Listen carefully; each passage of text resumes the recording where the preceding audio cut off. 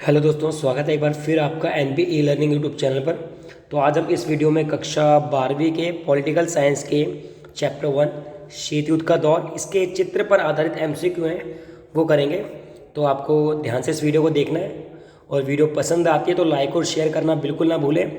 और जो साथी पहली बार जुड़े हैं चैनल से, तो बहुत कुछ इस चैनल पर अवेलेबल है।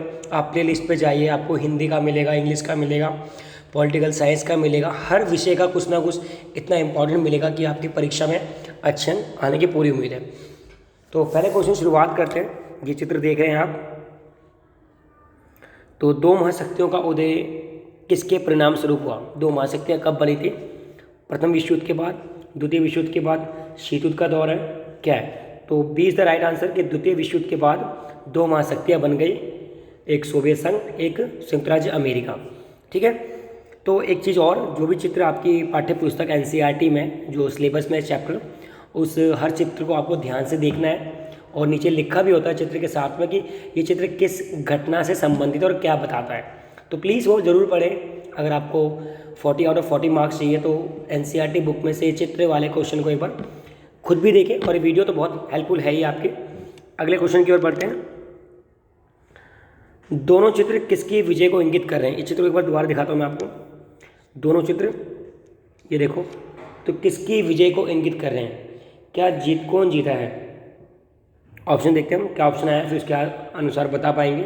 आपने चित्र को समझ लिया ध्यान से कि, और चित्र पे जो क्वेश्चन है वो देखो ध्यान से कि दोनों चित्र किसकी विजय को इंगित कर रहे हैं। लिखा हुआ आपके सामने, विश्व युद्ध में संयुक्त राज्य अमेरिका, द्वितीय विश्व युद्ध में सोवियत गणराज्य। तो ए और बी दोनों, एक तरफ सोवियत गणराज्य है, एक तरफ अमेरिका। यहाँ देखते हैं आप, ये देखो, ये अमेरिका का झंडा है ऊपर, ये सोवियत गणराज्य का। तो दोनों ही कंट्रीज विजेता साबित हुई और इनके बाद में एक दूसरे की दोस्ती में जो वो आया, भेद आया, तो शीत युद्ध छिड़ गया। अगले प्रश्न की ओर बढ़ते हैं। प्रश्न नंबर 3 कि 23 फरवरी 1945 को आइवो जिमा जापान की लड़ाई में अपना झंडा फहराते हुए किसे दिखाया गया? यानी कि 23 फरवरी 1945 को आइवो जिमा एक द्वीप है, एक जगह है जापान में, जापान की लड़ाई में अपना झंडा फहराते हुए किसे दिखाया गया?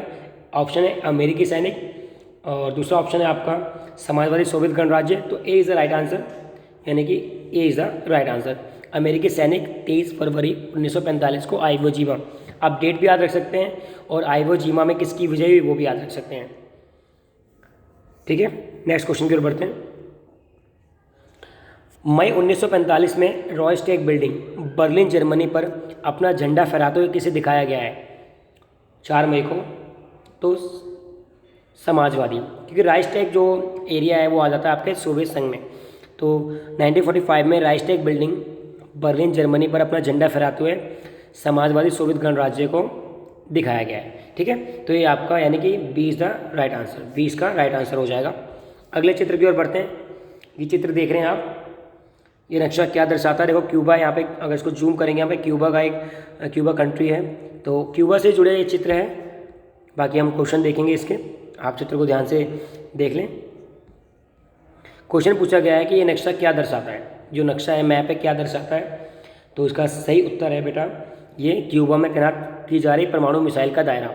यानी क्यूबा में जो परमाणु मिसाइलें तैनात की जा रही हैं उसका दायरा की, ये देखो, अगर यहाँ पे मिसाइल होगी तो इतना एरिया इससे क्या होगा, इफेक्टेड होगा। ये आप हॉलीवुड फिल्में देखते होंगे, उसमें भी ऐसा कुछ दिखाया जाता है।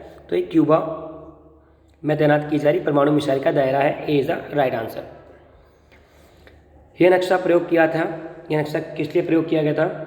तो ये किया गया था बेटा क्यूबा मिसाइल संकट पर गोपनीय बैठक में। जो नक्शा है क्यूबा मिसाइल संकट पर हुई गोपनीय बैठक में इस नक्शे का प्रयोग किया गया कि अगर हम यहाँ पर परमाणु मिसाइल लगाते तो ये एरिया इससे इफेक्ट रहेगा। C is the right answer. Question number 3 की ओर बढ़ते हैं। ये नक्शा किसके द्वारा बनाया गया? तो किसने ये नक्शा बनाया? कि संयुक्त राज्य अमेरिका की खुफिया agency. A is the right answer, खुफिया एजेंसी ने ये नक्शा बनाया। क्वेश्चन नंबर 4, संयुक्त राज्य अमेरिका खुफिया एजेंसी कौन सी है? नाम क्या है उसका? बहुत ही महत्वपूर्ण क्वेश्चन। CIA, CIA, ठीक है, चीफ इंटेलिजेंट एजेंसी। तो ये खुफिया एजेंसी है अमेरिका की, जिसने नक्शा बनाया जब ये सोवियत संघ ने क्यूबा में अपनी मिसाइलें तैनात कर दी, तब ये बनाया गया था। तो इसका फुल फॉर्म आ सकता है एग्जाम में। क्वेश्चन नंबर 5, उपरोक्त कार्टून किस समय को दर्शाता है? तो कौन सा टाइम को दर्शाता है ये दर्शाता है शीत युद्ध के दौर को। सी इज द राइट आंसर। शीत युद्ध के दौर को दर्शाता है ऊपर वाला जो मैंने आपको दिखाया था चित्र। ठीक है, आगे क्वेश्चन बढ़ते हैं। नेक्स्ट चित्र है, देखो इसमें क्या है, एक ये आपका सोवियत संघ है, ये आपका अमेरिका है, और ये आपका कौन है, चाइना है। ठीक है, समझ में आ रहा है कुछ? लिखा है, ये देखो यूएस लिखा हुआ है यहाँ पे यूएसएसआर लिखा हुआ है। तो ये क्या दर्शाता है? ये क्वेश्चन आपकी परीक्षा प्री बोर्ड में आ रखा है, चित्र सेम आया था। तो और भी जो क्वेश्चन बनते हैं इससे मैं बता रहा हूँ आपको। पहला क्वेश्चन क्या है, उपरोक्त कार्टून में क्या दिखाया गया है? तो इस कार्टून में क्या दिखाया गया? सेम क्वेश्चन आ रखा है ये। तो क्या दिखाया गया बच्चों? शीत युद्ध को लेकर चीन का नजरिया, B is the right answer, कि चीन ने कैसे कैसे क्या किया। ठीक है, आगे बढ़ते हैं। बेंच पर बैठी महिला किस देश का? जो महिला बेंच पर बैठी वो किस देश की? यूएस की। देखो लिखा ना यहाँ पे यूएस, तो इतना समझ जाओगे आप, America, B is the right answer. Question number 3, उपरोक्त कार्टून की सही व्याख्या क्या होगी? तो सही व्याख्या क्या है कि समाजवादी सोवियत गणराज्यों को अंधेरे में रखा गया, बिल्कुल। अमेरिका की चीन के साथ गुपचुप दोस्ती, ये भी ठीक है, यानी ए और बी दोनों ठीक है। सी इज द राइट आंसर। तो सी इसका राइट आंसर माना जाएगा, क्योंकि ए और बी दोनों ही ठीक है कि चुपचाप अमेरिका किससे दोस्ती कर रहा है? चाइना से। क्वेश्चन नंबर 4, उपरोक्त कार्टून किस समय को दर्शाता है? तो ये समय कौन सा है बेटा? ये गुटनिरपेक्ष आंदोलन के दौर को दर्शाता है। ठीक है, ये आपका राइट आंसर है। अभी देख रहे हैं ये चित्र भी परीक्षा में कई बार आ चुका है।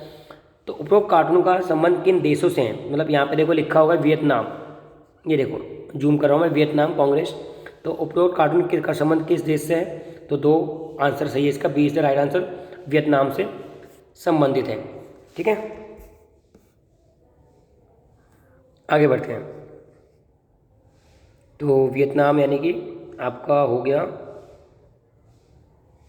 और क्या आंसर? इसका आंसर 2। ठीक है, अमेरिका और वियतनाम। तो ए और बी दोनों आंसर इसके। तो ऑप्शन मैंने नीचे देखे नहीं है, ऑप्शन 1 और 2 जिसमें आएगा वो आंसर माना जाएगा, यानी कि D is the right answer. 1 और 2 दोनों। आगे बढ़ते हैं। उपरोक्त कार्टून में किस नेता को दिखाया गया? अमेरिका का कौन सा नेता इस कार्टून में? तो उस नेता का नाम क्या है? जॉनसन। अमेरिकी राष्ट्रपति जॉनसन सोच रहे थे कि वियतनाम बहुत ईजी संकट है, निपट लेंगे, लेकिन ये बहुत मुश्किल हुआ उनके लिए। वियतनाम का संकट उनके लिए बहुत परेशानी का सबक साबित हुआ। क्वेश्चन नंबर 3 की ओर बढ़ते हैं। दूसरे कार्टून का विषय क्या था? मतलब जो कार्टून दे रखा है, पहले कार्टून देख रहे हैं, ये देखो, ये फर्स्ट कार्टून है आपका, ये वाला फर्स्ट है, ये वाला, और ये सेकंड कार्टून है। तो दूसरे कार्टून से क्या समझ में आ रहा है, देखते हैं हम। क्वेश्चन में ऑप्शन देखते हैं। वियतनाम में अमेरिकी दुस्साहस, अमेरिकी राष्ट्रपति जॉनसन को वियतनाम के संकट पर बड़ा कष्ट झेलना पड़ा। तो कौन सा सही है भाई?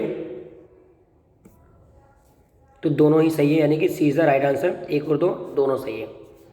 जब दोनों सही होते हैं तो आपको ऑप्शन देखना पड़ता है कि कहाँ दोनों आ रहे हैं। अगले चित्र की ओर बढ़ते हैं। देखो घड़ी बनी हुई है, ठीक है, टूटी फूटी घड़ी, और ये टूटा फूटा ये बिल्डिंग्स था, ये धंसती हुई जगह, ये सब किसके लिए? तबाही है।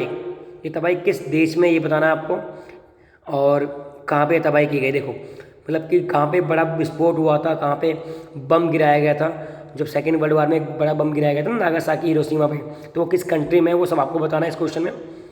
तो घड़ी टूटी हुई, बिल्डिंग गिरी हुई, ज़मीनों पर दरार पड़ी हुई, तो ये चित्र आपके पाठ्य पुस्तक में है। क्वेश्चन देखते हैं। उपरोक्त चित्र में किस तबाही को दर्शाता है? तो भाई आपको पता है, अमेरिका द्वारा जापान में हमले को। तो ये चित्र जापान का है। जापान की जो इतनी बुरी हाल हुई थी, किसने किया था? ये अमेरिका ने किया था। अगला क्वेश्चन, उपरोक्त 2 चित्रों में किन 2 शहरों को, तो 2 शहरों के नाम आपको पता होंगे, हिरोशिमा, नागासाकी। तो ये कहाँ है? A is the right answer. Question number 3 की ओर बढ़ते हैं। उन 2 बम के नाम क्या थे जिनसे ये विध्वंस हुआ?